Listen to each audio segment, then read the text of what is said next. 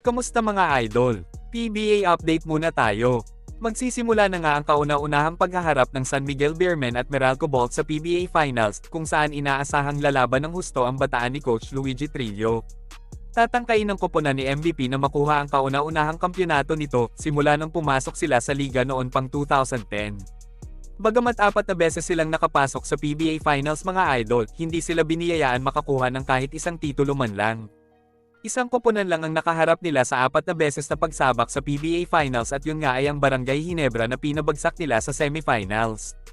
Pero sa sitwasyong ito, hindi na nila sasayangin pa ang pagkakataon na makuha na ang inaasam-asam nilang kampyonato sa PBA. Isa nga sa magiging advantage ng Meralco laban sa Beermen ay ang paghawak sa kanila ng dalawang head coach mga idol. Ito nga ay sina Luigi Trillo at Nenad Vucenic. Madami ang nagsasabi nung una na hindi daw magkiklik ang tandem ng dalawa dahil sa magkaiba sila ng perspective pagdating sa pagko-coach. Pero sa kanilang pagkapanalo laban sa Barangay Ginebra, biglang nag-iba ang ihip ng hangin at may mga nagsasabi na sila daw ang babasag sa defending All-Filipino Cup champion na San Miguel Beermen. Si Coach Nenad kasi ay isang international coach kung saan hawak niya ang record na 6 na kampyonato sa magkakaibang bansa na pinamunuan niya. Kabilang na nga dito ang New Zealand, Estonia at Lebanon. Ayon nga kay Coach Luigi Trillo, si Coach Nenad daw ang captain ng kanilang ship. Siya daw ang dahilan kung bakit gumanda ang programa ng Meralco team. Malaki daw ang impact na ginawa ni Nenad sa koponan kaya sila mas lalong naging championship caliber. Si Nenad ay isa lang active consultant para sa Meralco matapos mapatalsik sa pagiging head coach si Norman Black. May mga nagsasabi nga na dapat si Coach Luigi na ang dapat maging full-time head coach ng Meralco. Pero tila nasapawan daw siya ng kanilang active consultant na si Nenad. Bagamat ganito ang pananaw ng mga bumabatikos sa Meralco management, mas nakatuon na ang koponan ngayon kung paano nila pipigilan ang powerhouse team na San Miguel Beermen. Dito ngayon masusubukan kung gaano talaga kagaling mag-coach si George Gallant mga idol.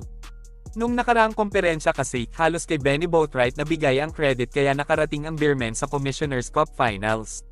May mga nagsasabi kasi na nakakapasok lang ang SMB sa finals dahil halos puro superstar na daw ang binubuo ng kanilang team at hindi dahil sa kanilang head coach na si Gallant.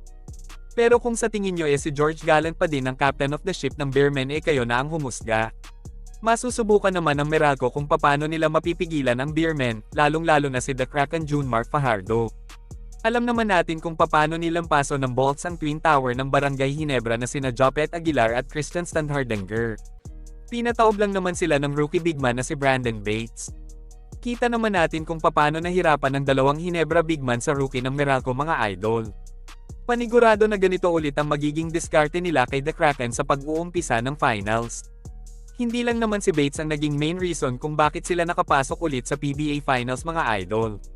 Pinamunuan pa din sila ng kanilang main man na si Chris Newsome na nagbigay inspirasyon sa kanyang mga teammates para patumbahin ang Barangay Ginebra na nagbigay sa kanila ng masaklap na karanasan sa PBA Finals. Hanggang dito na lang muna mga idol. Maraming salamat sa panunood. Kita-kits ulit tayo sa videos na aking ipapalabas patungkol sa basketball.